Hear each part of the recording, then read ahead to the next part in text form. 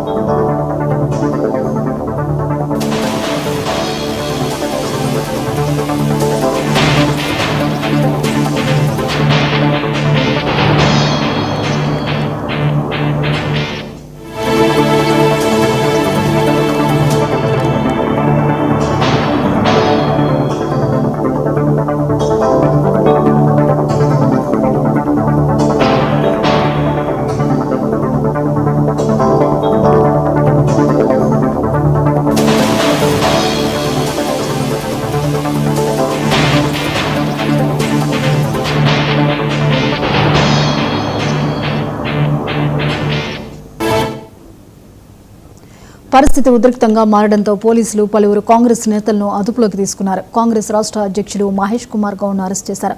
మంత్రి పొంగులేటి శ్రీనివాసరెడ్డిని కూడా పోలీసులు అదుపులోకి తీసుకున్నారు. మంత్రి రాజనరసింహన్ కూడా అరెస్ట్ చేశారు. మరికొందరు కాంగ్రెస్ ఎమ్మెల్యేలు, నాయకులను కూడా పోలీసులు అదుపులోకి తీసుకున్నారు. అరెస్టులను నిరసిస్తూ కాంగ్రెస్ కార్యకర్తలు నినాదాలు చేశారు.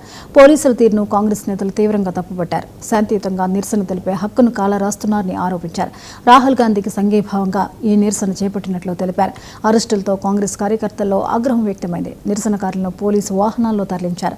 పరిస్థితి అదుపు తప్పకుండా అదనపు బలగాలను మోహరించారు. నగరంలోని కీలక ప్రాంతాల్లో భద్రతను కట్టుదిట్టం చేశారు. కాంగ్రెస్ శ్రేణులు రాహుల్ గాంధీకి మద్దతుగా పెద్ద ఎత్తున నినాదాలు చేశాయి. నిరసన కార్యక్రమం కారణంగా కొంతసేపు ఉద్రిక్త వాతావరణం నెలకొంది. చివరికి పోలీసులు పరిస్థితిని అదుపులోకి తీసుకొచ్చారు. కాంగ్రెస్ నేతల అరెస్టులతో రాజకీయంగా చర్చ మొదలైంది. రాహుల్ గాంధీ అరెస్టు వ్యవహారం తెలంగాణలోనూ రాజకీయ వేడిని పెంచింది.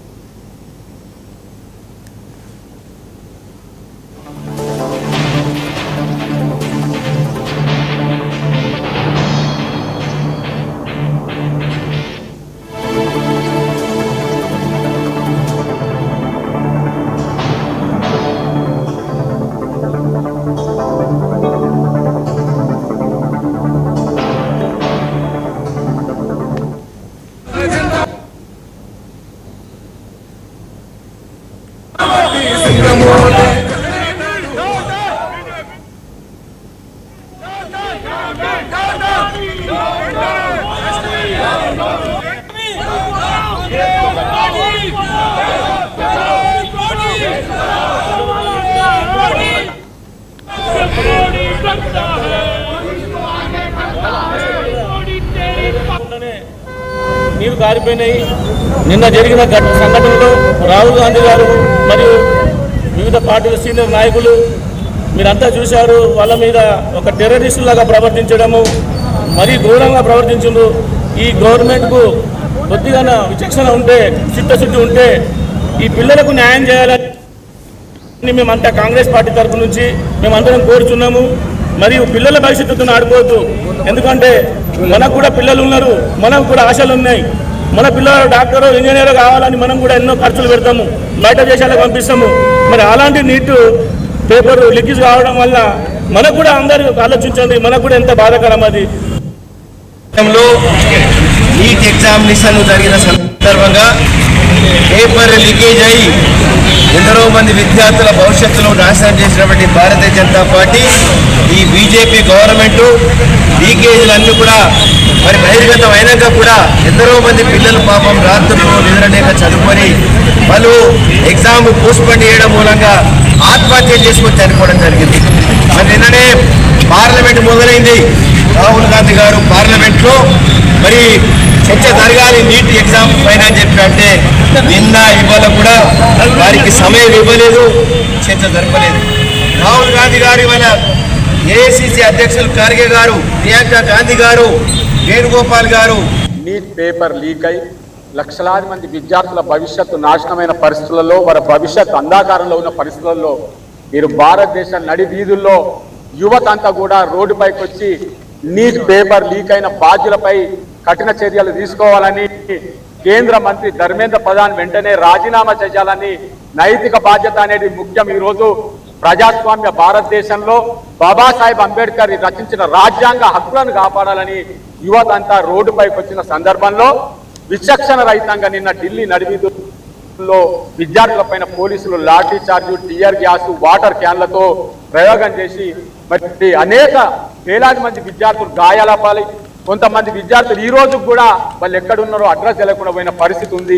ఈ రోజు విద్యార్థుల హక్కులు కాపాడాలని మరోపక్క మన పార్లమెంట్లో ప్రతిపక్ష నేత కాంగ్రెస్ పార్టీ నాయకుడు రాహుల్ గాంధీ గారు, ప్రియాంక గాంధీ గారు, మల్లికార్జున ఖర్గే గారు, వారితో పాటు పదుల సంఖ్యల విద్యార్థులు ఆత్మహత్యకు పాల్పడడం మరి అన్నింటినీ దృష్టిలో పెట్టుకొని ఒక పక్క కాంగ్రెస్ పార్టీ యువత మరి ఏ రాజకీయ పార్టీకి సంబంధం లేకుండా ఈ దేశ యువత, కోట్లాది మంది యువత మరి దేశ కేంద్ర మంత్రి, విద్యాశాఖ మంత్రి మరి వారు రాజీనామా చేయాలని చెప్పి డిమాండ్ చేస్తూ ఉన్నారు. మరి నిన్నటికి నిన్న మొన్న పార్లమెంటు ముట్టడి కార్యక్రమాన్ని పెట్టుకొని మరి 20వ తారీఖు నాడు పార్లమెంటు నడుస్తూ ఉంటే మేము ఏదైతే అడుగుతూ ఉన్నామో మా డిమాండ్ నెరవేర్చాలి, చనిపోయినటువంటి ప్రతి విద్యార్థి కుటుంబానికి ₹1 కోటి ఇవ్వాలని చెప్పి మరి వారు డిమాండ్ చేస్తూ ఉంటే మరి రాహుల్ గాంధీ గారు కానీ, ప్రియాంక గాంధీ గారు కానీ, యావత్ కాంగ్రెస్ పార్టీ మరి దేశంలో ఉన్నటువంటి అన్ని ప్రతిపక్ష పార్టీ నిన్న శాంతియుతంగా లోక్సభకి ర్యాలీగా వెళ్ళే పిల్లలపై బ్రూటల్గా లాఠీ చార్జ్ చేసిర్రు. చాలా మంది పిల్లలు ఈరోజు హాస్పిటల్ వచ్చి మా రాహుల్ గాంధీ ఎల్ఓపి గారు ఈరోజు ప్రధానమంత్రి ఇంటిని ముట్టడించడానికి రాహుల్ గాంధీ గారు బయలుదేరింది. ఈరోజు దాన్ని అలసుగా తీసుకొని రాహుల్ గాంధీ గారిని, ప్రియాంక గాంధీ గారిని, అఖిలేష్ యాదవ్ గారిని ముగ్గురిని కూడా అరెస్ట్ చేయడం జరిగింది. వారితో పాటు మన తెలంగాణ ఎంపీలు అనిల్ కుమార్ యాదవ్ గారు, చాలా మంది ఎంపీలు ఉన్నారు. వీళ్ళందరినీ కూడా అరెస్ట్ చేయడం జరిగింది. సిగ్గుచేటు ఈ ప్రధానమంత్రికి వాళ్ళ బృందానికి అందరికీ. దానివల్ల మళ్ళీ పిల్లలు చదువుకొని మళ్ళీ రాయడము, ఇదొక పిల్లల యొక్క భవిష్యత్తు.